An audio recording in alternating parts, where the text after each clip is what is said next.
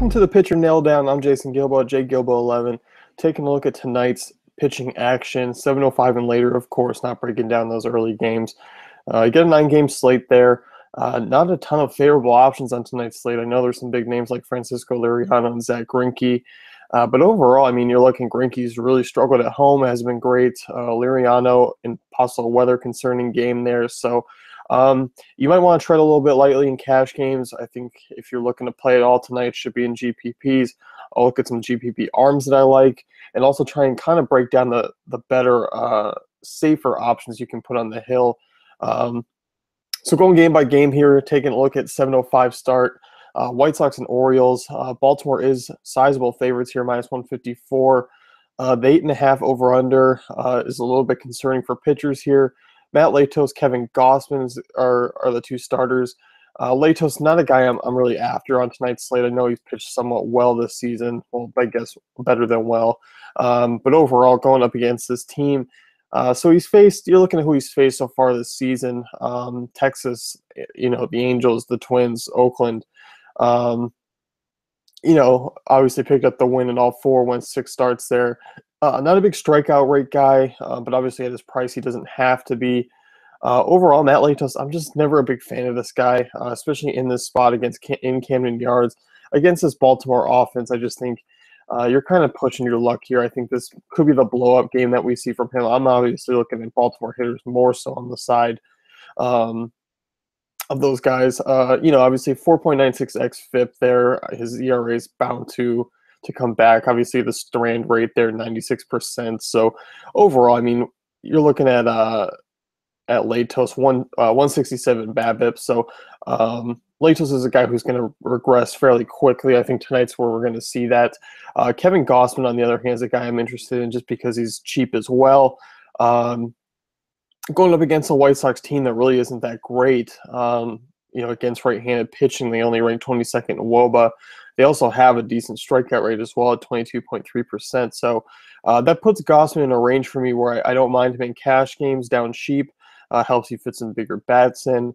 Gausman obviously coming off a very strong start against Tampa. And this Tampa team is kind of something I kind of close in on the White Sox. I think they're kind of similar offenses. But Gausman did not pick up the win in Tampa, went 5 innings, earned 7 strikeouts.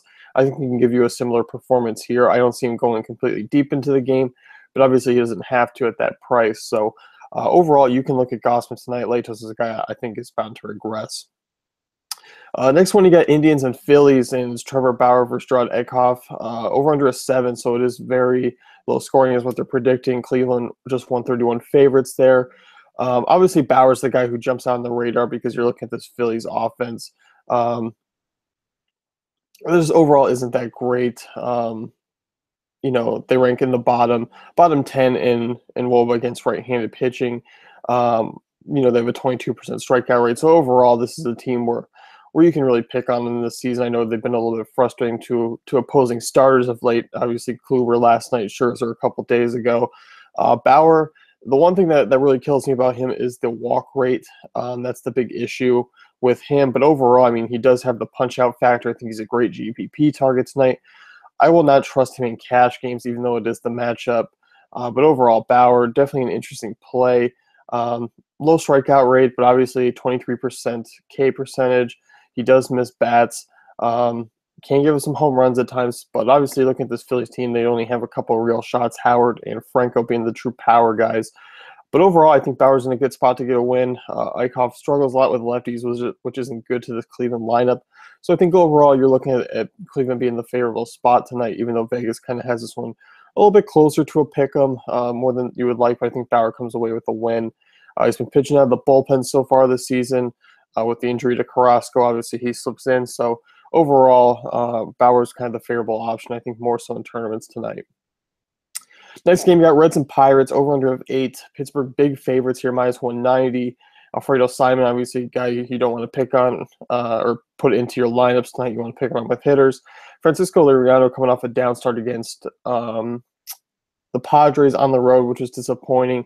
Overall, he's not priced too high. He's still just under, he's 9,900 on DraftKings, fairly cheap on FanDuel as well. Obviously, coming off that start where he struggled.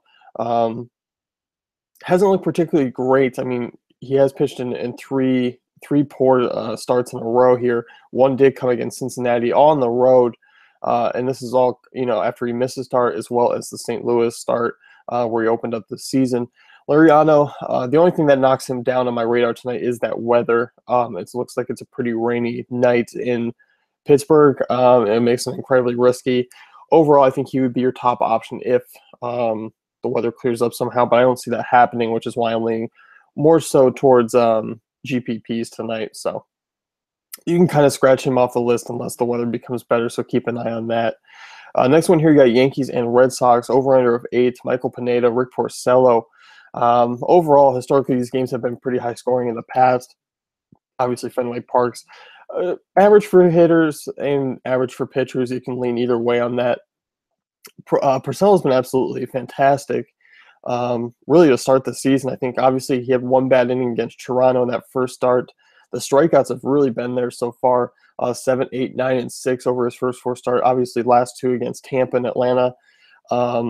Better favorable offenses, but he did throw well against Toronto this season. Yankees offense, yes, can be decent at times.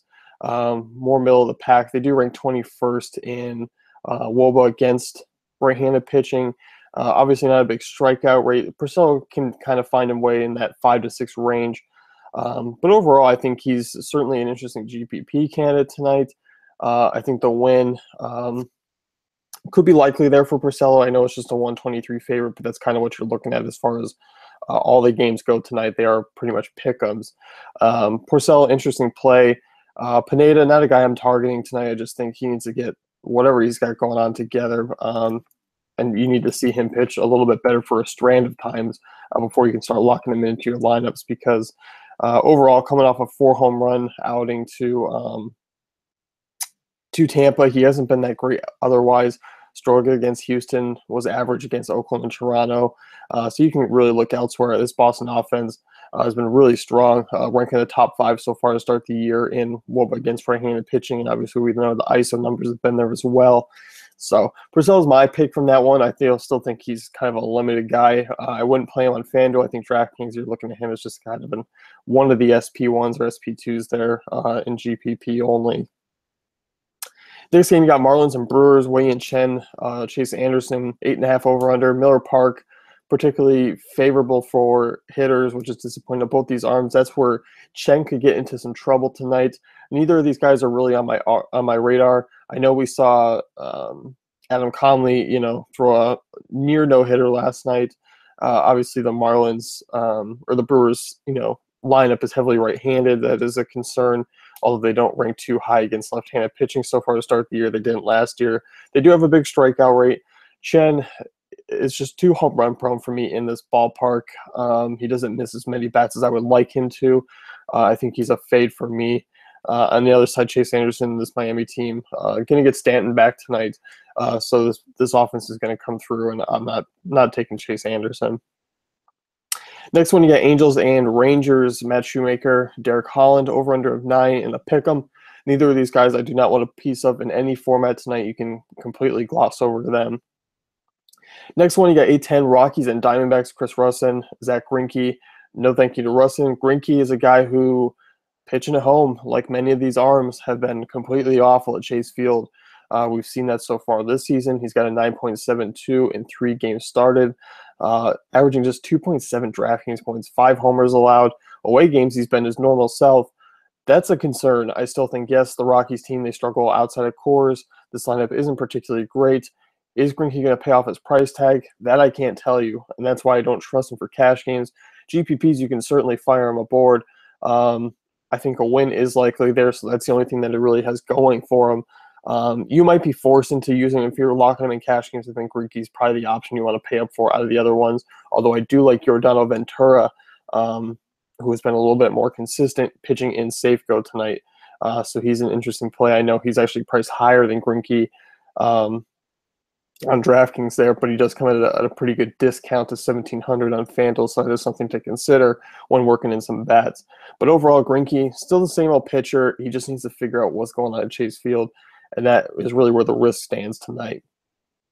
9-10, you got Padres and Dodgers. Thank God we got someone to pick on the Padres with.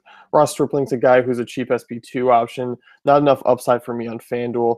Um, I know he's cheap. I know he can allow some bats. But overall, I much rather take Trevor Bauer at the same price tag in his strikeout upside. Stripling doesn't miss a ton of bats. Obviously, he can throw a quality start. He needs to get that win on DraftKings to really pay off that price tag, though. So that's the only concern there. But Stripling's been, outside the Atlanta starts, been pretty serviceable. I like him more as a two-pitcher. I'm not really a fan of him on the single-pitcher sites. Colin Ray, on the other hand, don't want a piece of him. Not a great arm. Obviously, going up against a Dodgers team that's above average. So not a likely win candidate either. You can kind of fade him. Next one here, you got Royals and Mariners, 7.5 over/under. Yordano Ventura, interesting candidate tonight. I think for cash games, I don't absolutely mind him. He's been decent against lefties. He's held right-handed bats at bay. Does have a nice strikeout rate. As long as he can limit his walks, that's the only issue for me. But I mean, you're looking at this team, this Mariners team, dead in the middle as far as WOBA goes. Decent ISO numbers. The walk rate is, above average, so that is something that is a little bit concerning on Ventura's part. But overall, this is a team that outside of really Cano, Cruz, and Seager isn't that great. So I don't think Yordano Ventura is going to have a problem. I think, in fact, the Royals are going to get to Wade Miley a little bit, so I think a win is likely there. So Ventura, kind of a safe guy I don't mind paying up for tonight. I think he's a great GPP option as well. I just think in comparison to Greinke, it's like I just want to see Greinke pitch well at Chase Field once this season before I look at him. I know Colorado isn't that strong on the road, but Chase Field has been actually ranks better as far as the ESPN park factors go, better than Coors in the runs department and home runs department. So that is something to consider this season. Obviously, that should flip-flop as the season goes on. But so definitely consider those names tonight. I think it is more of a tournament night, so take that into consideration when locking in your lineups and managing your bankroll as well. So that's going to wrap it up with the pitcher nail down. Check out dailyfantasycafe.com for all the great tools and content.